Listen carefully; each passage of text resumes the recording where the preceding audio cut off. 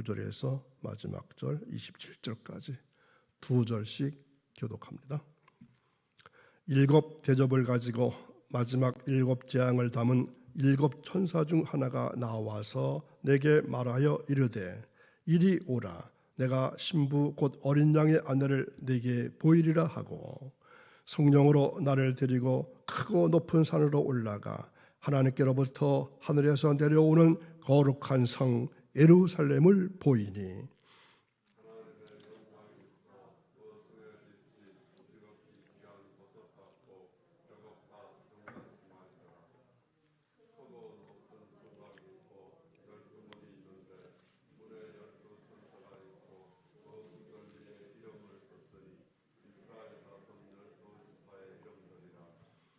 동쪽의 세 문, 북쪽의 세 문, 남쪽의 세 문, 서쪽의 세 문이니 그 성의 성곽에는 12 기초석이 있고 그 위에는 어린 양의 12 사도의 12 이름이 있더라.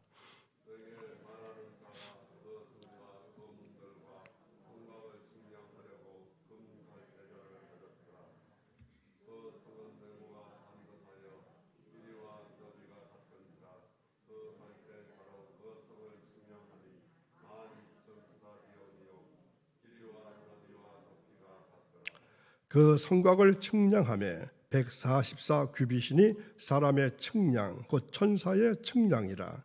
그 성곽은 벽옥으로 쌓였고 그 성은 정금인데 맑은 유리 같더라.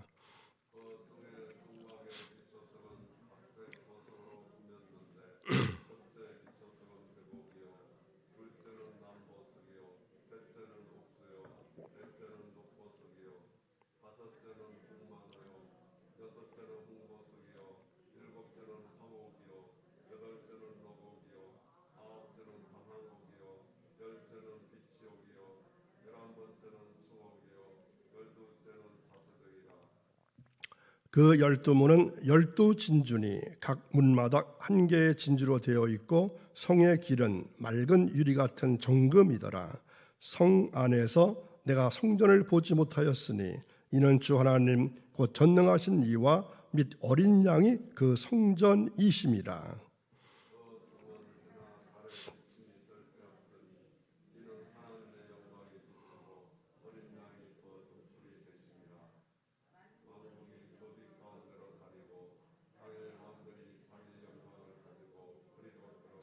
이어서 있습니다. 낮에 성문들을 도무지 닫지 아니하리니 거기에는 밤이 없음이라. 사람들이 만국의 영광과 존귀를 가지고 거리로 들어가겠고 무엇이든지 속된 것이나 가증한 일 또는 거짓 말하는 자는 결코 거리로 들어가지 못하되 오직 어린 양의 생명책에 기록된 자들만 들어가리라. 아멘. 오늘도 새벽을 깨우신 사랑하는 여러분 기도하시는 제목들이 아직도 응답이 되지 않는 것이 있습니까? 하나님의 지체하심을 하나님의 거부하심으로 오해는 하지 마십시오. 하나님의 때가 분명히 있음을 믿으시기를 간절히 바랍니다. 자, 오늘 말씀의 제목은 새 예루살렘 성, 천국은 어떤 모습일까? 이러한 말씀으로 나눠볼까 합니다. 여러분 생각하시기에 신앙생활이 억지로 되어질까요? 억지로 할 수 있는 것이 신앙생활이 아닙니다. 신앙생활은 되어지는 것이다 이렇게 볼 수 있습니다. 되어지는 것이라는 것은 우리 속에 속하고자 하는 마음이 있기 때문에 자연적으로 하게 되는 것을 의미합니다. 복음은 우리를 간섭하는 것이 아닙니다. 하기 싫은 것을 억지로 하게 하는 것도 아닙니다. 복음의 능력은 우리로 하여금 무엇이 가장 귀하고 가장 가치 있는 것인가를 깨닫게 함으로써 그렇게 살아가도록 만드는 것에 있는 것입니다. 자, 9절 읽을 말씀 9절을 다시 한번 보겠습니다. 일곱 대접을 가지고 마지막 일곱 재앙을 담은 일곱 천사 중 하나가 나와서 내게 말하여 이르되 이리 오라. 내가 신부 곧 어린 양의 아내를 네게 보이리라 하고, 여기에 나오는 천사는 이미 살펴본 대로 이 바벨론 멸망을 보여준 바로 그 천사입니다. 그 천사가 우리에게 어린 양의 신부를 보여주겠다고 하는 것입니다. 여기서 말하는 신부 곧 어린 양의 아내란 무엇을 말할까요? 바로 천국을 의미하는 것입니다. 2절을 보면은 새 예루살렘은 마치 신부가 남편을 위하여 단장하는 것 같더라, 이렇게 말씀했죠. 이 말은 하나님과 함께 살기 위해서 새 예루살렘이 아름답게 준비된 것을 말합니다. 여기서 단장이라는 말을 생각해 보시기 바랍니다. 이 단장이라는 말은 코스메오 이런 말인데, 여기서 바로 영어의 화장하다, 코스메틱이 이 말에서 나왔습니다. 그러니까 단장하다 하는 것은 바로 화장하다 하는 것입니다. 우리에게 이렇게 새 예루살렘 성을 보여주는 이유는 우리가 이 세상에 빠져서 이 세상만 바라보기 때문입니다.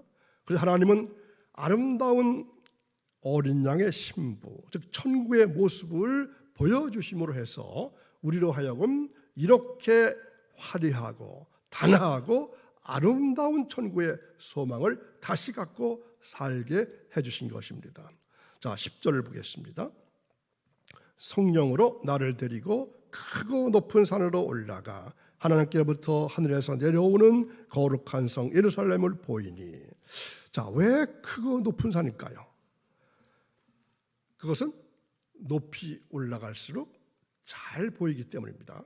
그 높은 산은 하나님이 계시는 거룩한 산입니다. 그렇기 때문에 높은 산에 올라가서 우리에게 하나님부터 내려오는 거룩한 성의 새 예루살렘을 보여주는 것입니다. 요한이 만약 요즘 사람이었다면 천국을 빌딩의 모습으로 묘사할 수 있을 것입니다. 그러나 요한 당시의 사람들은 아무리 설명해도 대형 빌딩을 상상할 수도 없고 이해할 수 없기 때문에 천국을 큰 성으로 묘사해 놓고 있습니다.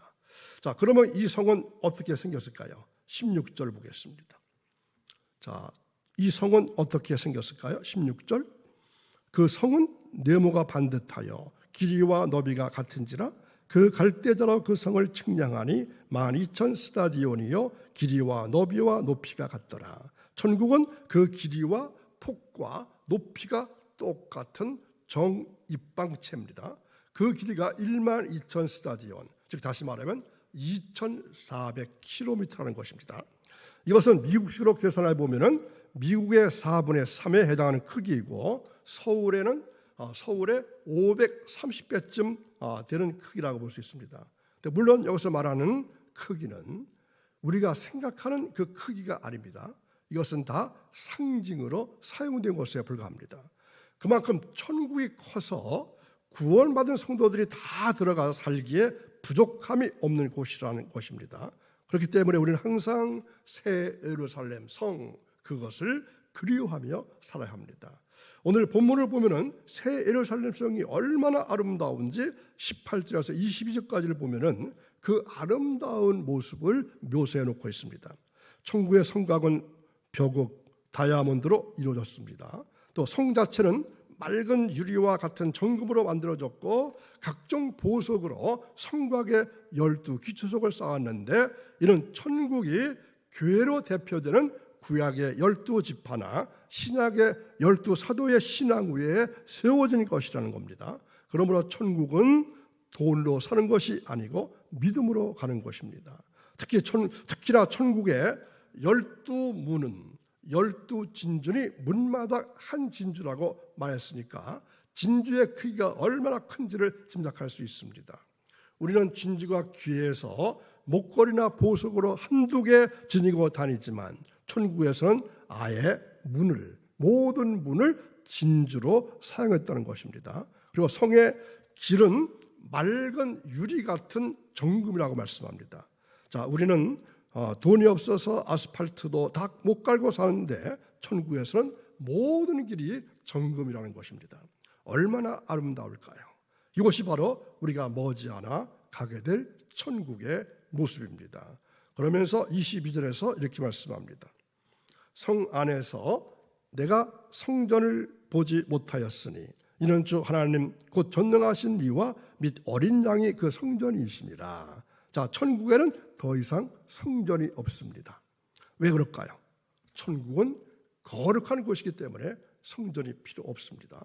우리가 사는 이 세상은 속되고 악한 곳이기 때문에 거룩하게 살기 위해서 성전이 필요합니다. 또 이 세상은 광야 같은 곳이기 때문에 늘 근심과 걱정과 눈물과 서러움이 많아서 영혼들이 은혜를 받을 수 있는 성전이 늘 필요합니다. 그러나 천국에서는 주 하나님, 그 전능하신 이와 어린 양이 그 성전이 되시기 때문에 성전이 더 이상 필요하지 않습니다. 자, 그러면서 23절에는 이렇게 말씀합니다. 그 성은 해나 달에 비침이 쓸데없으니 이는 하나님의 영광이 비치고 어린 양이 그 등불이 되심이라. 다시 말하면 천국엔 더 이상 자연의 빛이 필요 없고 전기불이나 형광등도 필요 없다는 겁니다. 하나님의 영광이 둘러 비쳐 있고 예수님이 빛 되시기 때문에 해와 달도 필요 없는 것입니다. 그뿐 아니라 천국에는 성문이 항상 열려 있습니다. 25절, 낮엔 성문들을 도무지 닫지 아니하리니 거기에는 밤이 없음이라. 천국엔 밤이 없습니다. 왜 그럴까요? 불안전하지 않기 때문에 그렇습니다. 잠잘 필요가 없기 때문에 밤이 필요 없고, 또 밤이 없다는 것은 도적이 없다는 것입니다. 천국은 부실함이나 불이나 죄악이 없는 곳입니다. 이것은 오직 평화와 자유와 사랑만 있는 곳입니다. 그렇기 때문에 성문을 도무지 닫지 아니하고 열어놓고 사는 것입니다.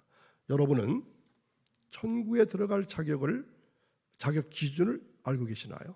천국에 들어갈 자격 기준, 천국에 들어갈 자격에 대해서 오늘 읽은 말씀 끝절 27절에 나와 있습니다. 자, 다 함께 읽습니다. 무엇이든지 속된 것이나 가증한 일 또는 거짓말하는 자는 결코 거리로 들어가지 못하되 오직 어린 양의 생명책에 기록된 자들만 들어가리라. 자, 아멘. 여기서 먼저 속된 자는 천국에 들어가지 못합니다. 계속 좀 보여주세요. 속된 자는 천국에 들어가지 못합니다. 왜냐하면 하나님은 거룩하신 분이기 때문입니다. 그러므로 세상에 속된 것으로 잡다하게 물든 사람은 그냥 이 세상에서 살다가 이 세상 망할 때 같이 불타 지옥으로 가게 됩니다. 자, 둘째는 어떤 자? 가증한 일을 행한 자는 천국에 들어가지 못합니다. 여러분이 가증한 일이 무엇일까요? 가증한 일은 우상 숭배나 점치는 것이나 음행하는 것 등 죄악된 삶을 의미합니다. 세 번째로 어떤 자? 거짓말하는 자도 천국에 들어가지 못합니다. 특별히 여기서 말하는 거짓말이란 어떤 것일까요? 불신자들 앞에서 예수님이 그리스도이심을 부인하는 것, 이것이 가장 큰 거짓말입니다. 그러면 천국에 들어가는 사람은 누굽니까? 오직 한 종류의 사람. 어떤 사람? 어린 양의 생명책에 기록된 사람만이 천국에 들어갈 수 있습니다. 어떻게 해야 생명책에 내 이름이 기록될 수 있을까요? 예수님을 믿고 의롭다함을 받고 거듭난 하늘나라의 백성만이 생명책에 그 이름이 기록될 수 있습니다. 그러므로 저와 여러분은 주님을 믿고 참된 신앙으로 주님을 위해서 헌신하고 그 이름이 생명책에 기록되어져서 새 예루살렘 천국에서 만날 수 있기를 간절히 축원드립니다. 거룩한 성 새 예루살렘을 사모하면서 우리 자신이 하나님의 성곽이 되어야 함을 잊지 마시길 바랍니다. 그래서 사람들이 하나님께 나와서 그분께 영광을 돌리게 되는 것을 생각해 보시기 바랍니다. 그럴 때 하나님께서 우리에게 힘 주시고 능력 주시고 우리로 하여금 더 놀라운 일들을 바라볼 수 있게 해 주실 것입니다.